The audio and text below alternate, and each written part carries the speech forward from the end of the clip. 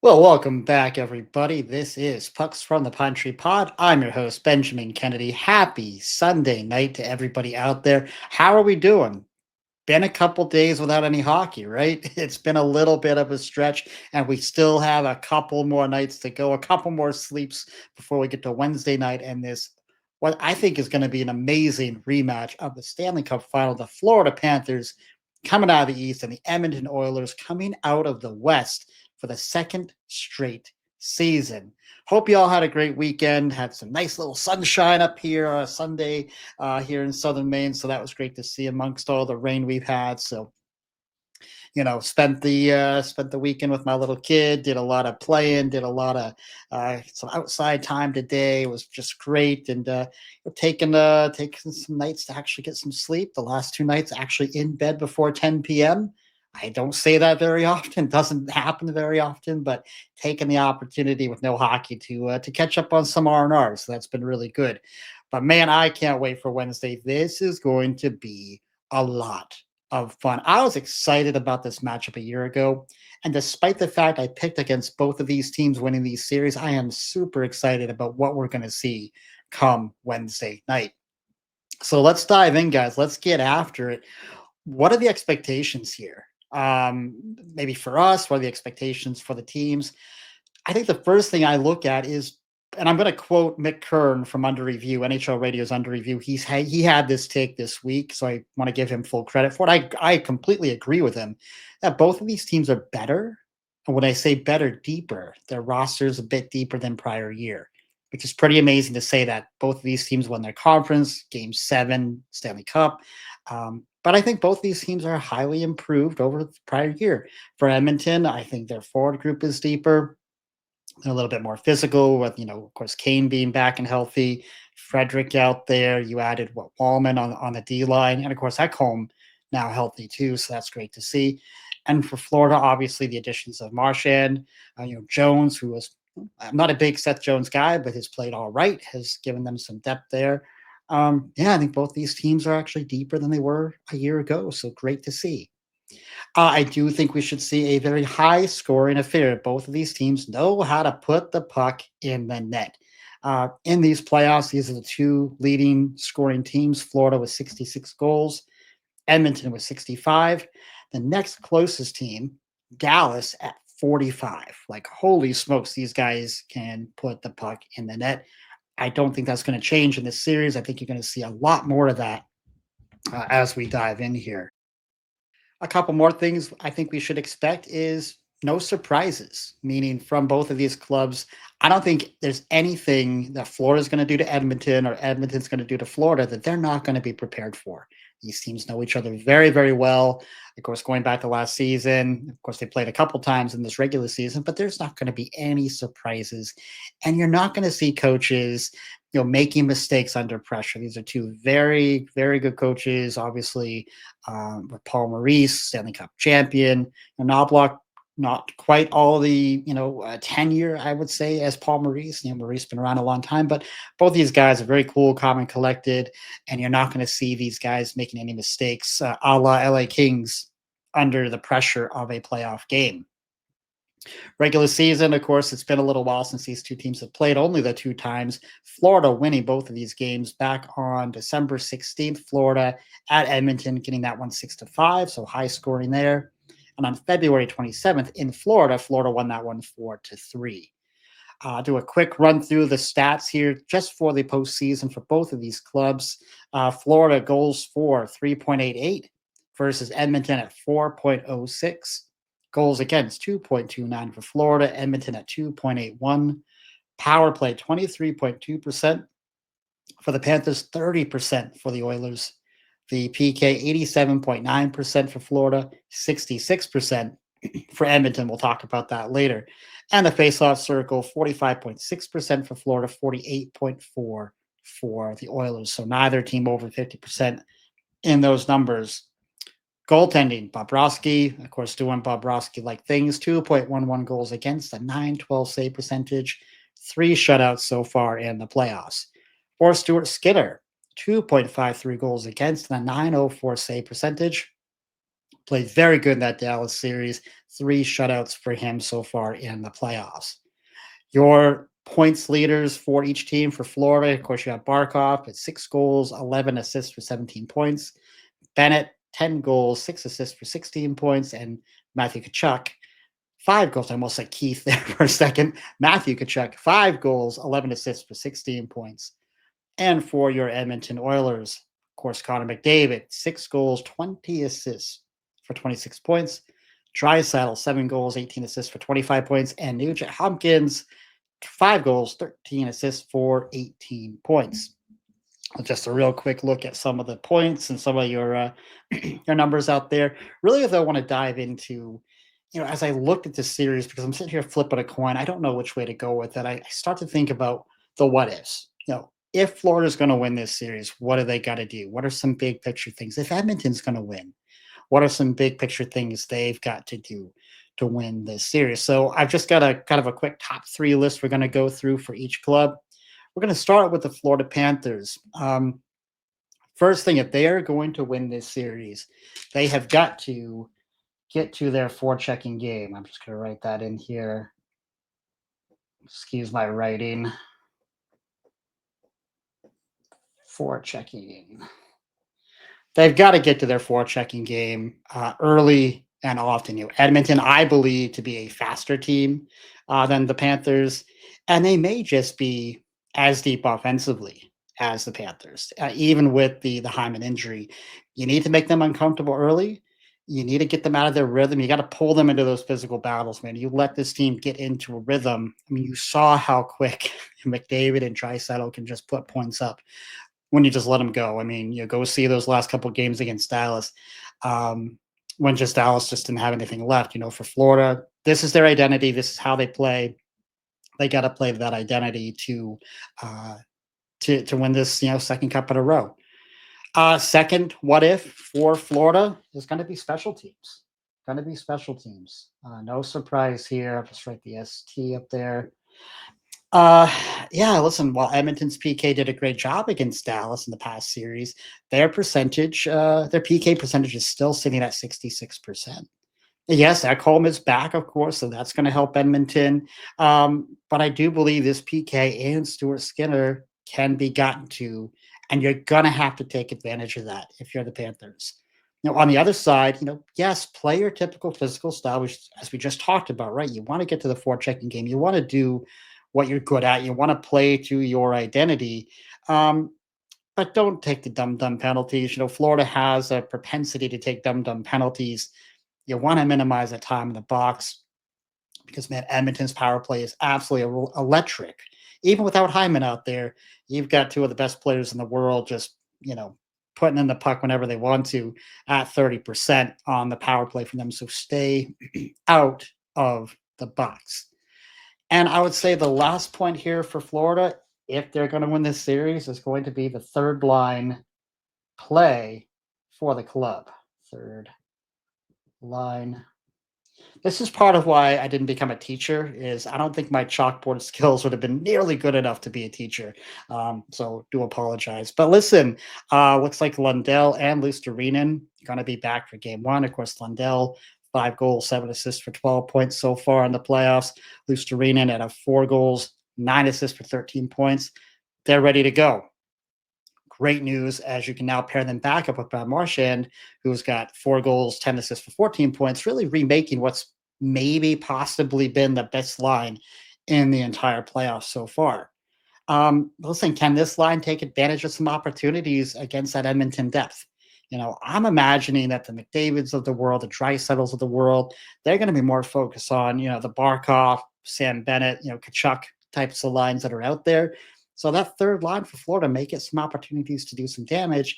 And I think they're going to have to. I think they can potentially do that in this series. So forechecking, get your identity, win the special teams battle, get your depth, get that third line really cooking like they were earlier in the playoffs. And I think Florida could have a very, very good chance in this series. Now let's turn the page to Edmonton. So the what ifs for Edmonton. First on my list here is Stuart Skinner. It's always easy to say goaltending, right? Because of course you have to have good goaltending, but I think it's particularly important for the Edmonton Oilers. Let me just get this up here for you guys. Stuart Skinner. He's got to hold up. Listen, in his 6 playoff wins, he has been phenomenal, man. He's been lights out. He's given up a total of 5 goals with 3 shutouts mixed in there. But in his 4 playoff losses, he has given up a total of 20 goals. 20. So, 2 less games, but 15, 15 more goals in those fewer games, feast or famine. Yeah, some of that's the play in front of him, I would say, but I do think a lot of that was on him. He just looked, didn't look good. Didn't look good. I'm not sure what other used to say. I don't sound very smart here, but not good. He's got to hold up in this series. Yes, he's been better late, winning 6 out of his last 7 games. But man, if we start to see that shaky Skinner that we saw before, not going to be shocked if Pickard's back out there. Of course, Pickard is, I believe, healthy. I think he dressed for the last game against Dallas, if I'm not mistaken. So he could be thrown right back out there. But listen, he played well last year in the Cup final, gave him a shot to win it. He's looked really, really good lately. So I think if you're the Oilers, you should feel some confidence. It is still, because I've seen it recently, him be a little shaky. And this is a different Florida team than what you've played against so far in these playoffs. Yeah, something to keep an eye on for sure. Point number 2, I think you want to be, if you're Edmonton, the faster and a more precise team. So I'm just going to write, I guess, speed and precision.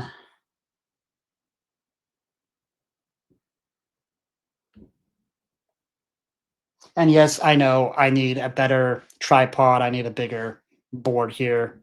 Other things I'm going to be adding here for the podcast soon. Winning faceoffs, getting pucks up and out quick with accurate passing through the neutral zone and skating with speed is how you're going to beat the Florida's, their physical style of play and their forechecking play. Clearly, Edmonton has the 2 best players in this series and on the planet, no question. And as I stated earlier, I do think both teams are deeper than last year.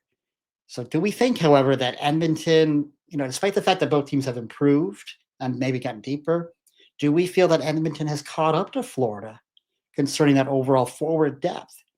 I was willing to kind of say yes to that before the Hyman injury. And I do think now, though, I need to see a couple of games, in this series just to see how that plays out and what it looks like on the ice. But regardless, if you're Edmonton, be quick, be accurate through the neutral zone, use your speed to your advantage to get beyond Florida's forechecking game. That's going to be absolutely critical. Again, kind of like, playing to your identity. And point number 3, I'm just going to write the Florida nonsense. Don't get dragged in to Florida's game. Don't get dragged into their nonsense. Avoid it. So I'm just going to write avoid nonsense. Mm-hmm. There we go. Listen, you know what you're going to get with the Panthers, man. You've seen it before. We've seen this movie before. They're going to press you hard. They're going to be tough. They're going to give you plenty of body contact. They're going to hit you a couple steps after what is reasonably allowed, and they're going to get away with it, because they always do. They're crafty at that. There's going to have, they're going to have some of these, accidentally on purpose pop shots taken against you. That's going to happen. They want you to respond to that. They want you to play their game. They just do. They want you to play their game. Just play their game. That's exactly what they want. Just don't do it. I know easier said than done, but don't do it. Get to your game. Get to that speed game. Get to that precision game, and don't fall into those silly traps. Your PK, I got to remind you, 66%. You're not winning this series if you're going to spend it in the penalty box. Don't let them do it to you. Prediction time. And man, have I struggled with this one. I don't usually lose sleep, thinking about this kind of stuff. But last night I'm laying in bed. This is what I was thinking about. Like, who am I going to pick in this series? I have no idea. The only thing I feel any sense of confidence about is that this is going to go 7 games. I feel very confident about that. Beyond that, man, flip a coin. I love how both teams are playing right now. Both are playing to their identities. Both goaltenders are playing well. Star players on both sides of the ice are playing up to their level. I love that. Um, I believe this series is going to be won in the details. I think there are going to be moments here and there that are going to tip this one way or the other. I believe that capitalizing on those opportunities, capitalizing on opponents' mistakes is going to be so crucial, so critical, because neither team is going to give you much out there. We already know that. So you got to take advantage when that team, makes a mistake. My mind tells me I trust Florida more starting this series. Maybe it's just recency bias. I've just seen them punk too many teams over the past 3 years to think they can't do it again.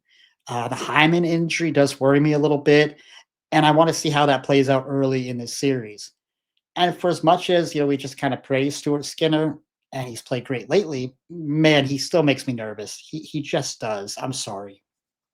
Maybe if he pitches another shutout in game one, I'll feel a little bit better, but makes me nervous. So I juxtapose that with the McDavid and Draisaitl being on the other side, right? These guys are playing at just a crazy, possessed, scary, whatever adjective you want to use in their level, and absolutely fueled by losing Game 7 last year. We know that. That's been fueling them most of the year. It's certainly been fueling them through the playoffs. And now seeing the Florida Panthers on the other side of the ice that took the cup from you last year is only going to fuel these guys even more. I don't know who on this planet can stop them if they continue at this pace. You know, go watch the end of that Florida series, and those guys just said, "Nope, not today, Dallas. We're done. We're taking this thing." So man, taking a step back, my mind tells me Florida, but my heart tells me the cup is finally going back to Canada. So I am taking the Edmonton Oilers, taking the Edmonton Oilers in 7 games. I think the cup finally goes back to Canada since, what was it, 1993, was it, with Montreal? So should be a heck of a series. Like I say, I really don't have a dog in this fight. I just want intrigue. I want drama. I want this to go 7 because I'm selfish, because we're facing summer. And yes, my Blue Jays are in second place. I'm excited about that right now. But I can delay watching baseball a little bit longer. Give me more hockey. But it should be fun. Yeah, can't wait. Wednesday night, puck drops. I believe it starts in Edmonton. I actually forgot to look at that. I'm pretty sure Edmonton has home ice. So anyway, enjoy that series. Should be a lot of fun. A couple little other quick hitters here. Other news, of course, it was a couple days ago that the Seattle Kraken announced they have hired their new head coach, Lambert, hiring him out of Toronto, of course, an assistant coach there in Toronto, previously coached with the New York Islanders. His only head coaching experience was 2 years from 2022 to 2024, has a career 127 games, 61, 46, and 20 record. That's a 559 points percentage. So congrats to Lane. As I always say, I like seeing coaches get that second opportunity. They tend to perform better in that second opportunity. So be curious. I think Seattle has a long way to go with their roster. Be really interested to see what they do here in the summer. But that's one more vacancy off the list. We're left now with 2, of course, Boston and the Pittsburgh Penguins. Listen, names to be watching. Marco Sturm, who's been talked about for the past week or so. It seemed like it was basically a done deal. All sorts of reporting and all sorts of social media blibs out there about this. There's still nothing official, but Marco Sturm's name, of course, Jay Woodcroft's name has been out there, especially in Boston. Mitch Love being talked about in both Boston and Pittsburgh. And then, of course, Boston's assistant, Jay Leach, still very much, I believe, in that mix. Or had been in the mix. I feel like what you're going to see, if I want to play the prediction game, I think you're going to see Marco Sturm in Boston. I think you're going to see Mitch Love in Pittsburgh, leaving Woodcroft kind of,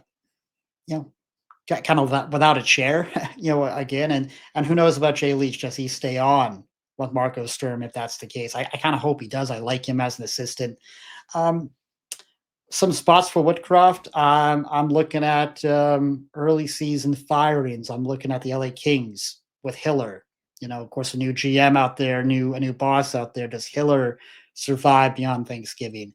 What about down in Nashville with everything that happened there with Brunette and um, if they get off to another really bad start, do they make a coaching change? Woodcroft could be in line. I'm looking at LA. I'm looking at Nashville as maybe potential fits if they want to make any coaching changes. Kind of pre-Christmas. We'll see.